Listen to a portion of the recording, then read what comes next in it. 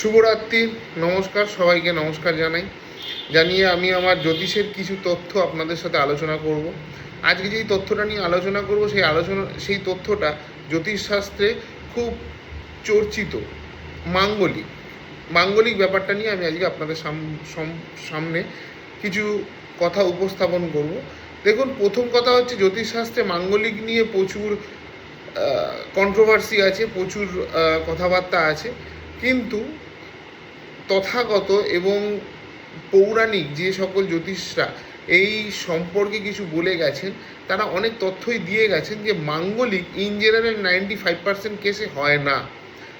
যদি মঙ্গল কোনো রকমভাবে লগ্ন চতুর্থ, সপ্তম, অষ্টম, দ্বাদশ ঘর অকুপাই করে, তাহলে আমরা বলি মাঙ্গলিক হয়েছে।